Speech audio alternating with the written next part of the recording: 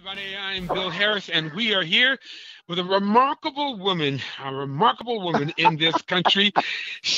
In 1994, she was sworn in as the first African American councilwoman in the city of Newark, New Jersey. And then again, years later, she was sworn in once again as the first African American female president of the Newark Municipal Council.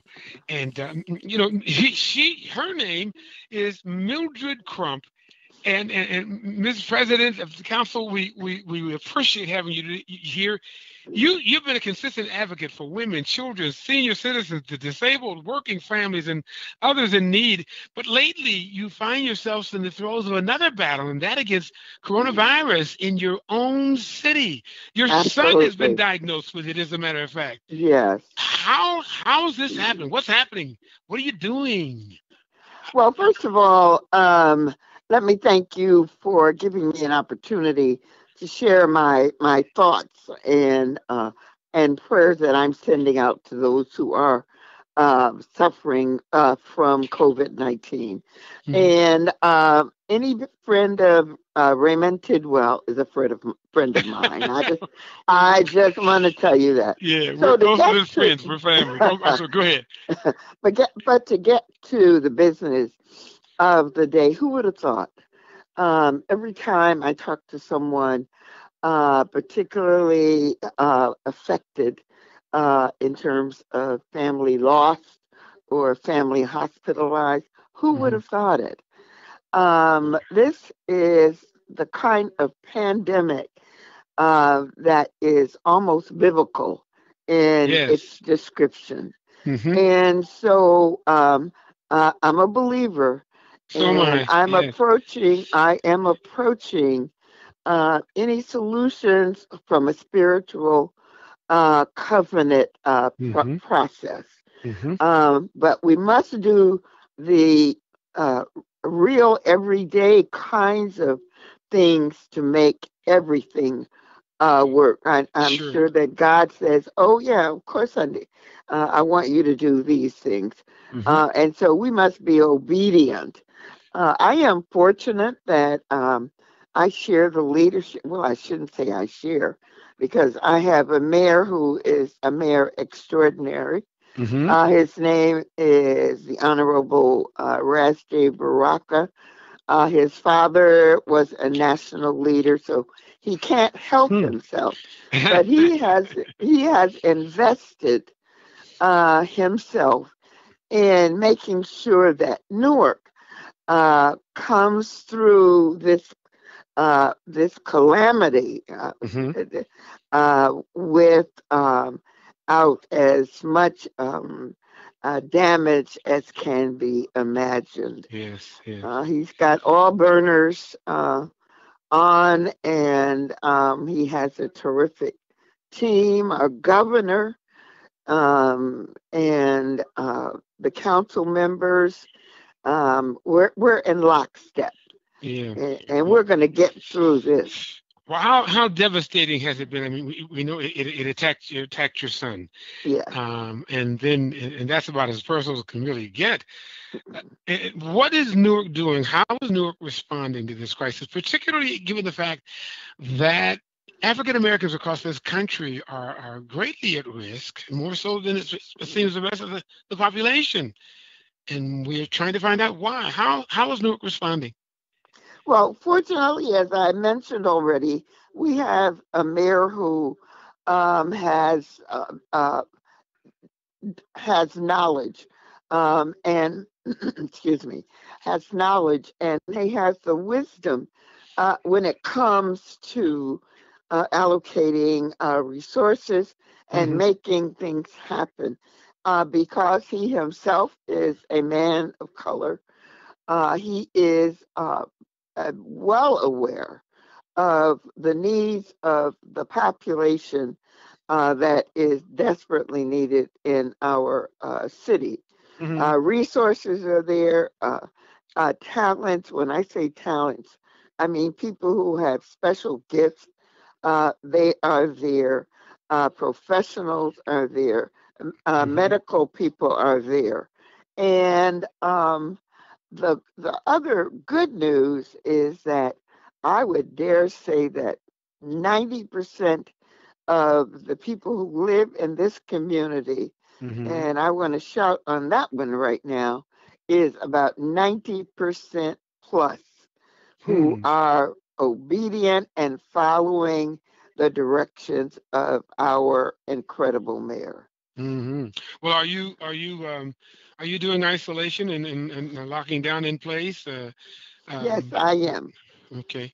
Yes, I am. And the I have. community is the community doing that as well? Oh, Okay. absolutely. Yeah, yeah. Absolutely. It's very clear. Either you support it or you don't, and the problem becomes even greater what it already is. You're always going to have those who think that they're immune to the, detrimental to the community. Yeah. I pray for them because unfortunately they're going to have some uh, unfortunate incidents that's going to take place in Yeah. their family. Well, there are protests taking place all over the country now. I mean, they're just springing up like popcorn, and protesting the orders to stay at home, and they want to get out and they want to get the economy going again because of the mere devastation that has taken place. But others, like yourself, seem to feel that we've got to give it a little more time and not be so risky. Is that your feeling? Absolutely. I can't even imagine what is the matter with those who put such a small price on life, because that's exactly what they're doing. When I watch television, and even if, say, you want to protest, put your mask on, do something to protect yourself. But they walk around unprotected. And it also amazes me that they're waving the American flag as though and reason, we just have to keep plugging away. The Bible says that there are certain kind of people who will always be with us. Yes. And we are definitely being reminded that they do exist. Well, on a more personal level, how are you dealing with the fact that your son has been diagnosed, and how is he, by the way? What's his condition like? Uh, Today, and I think I mentioned this to Mr. Tidwell. Today was the first day that he's had a full meal. Wow. Yes. How long has he been suffering now? It's been going on 2 weeks. Yeah, going on 2 weeks. Yeah. And he cooked it himself. Oh, is that right? Yeah. Now that may sound like nothing, but to him, who has been quarantined, being able to get up and cook his own meal was exciting for him. So the first thing I talked to him, first time I talked, he said, "Guess what? Guess what? I cooked my own breakfast." Good. That's wonderful. That is wonderful. He's a wonderful kid too. I gotta Well, say. excellent, excellent. What? How would you describe the impact on the Black community, and then secondly, the impact on Newark's economy? What's it been like? Well, unfortunately, it's obvious the impact is going to the Black and Brown community. Let me include the Brown people. Excellent. The Black and Brown people are going to be even more devastated by this particular disease, by COVID-19. Resources that are available to others, and depending on what your zip code is, they have access. In communities such as Newark, we're the household for those who have the least of these. And so it takes a huge amount of concentration, a huge amount of making certain that those who do need are the recipients of the whatever is available. I don't know why I stumbled over that. But anyway, and the city, as I've already said, fortunately, the leadership of our city is top notch. I would match them up against anyone, any other community. But one of the things that I can say about our mayor, we didn't wait to see what happened.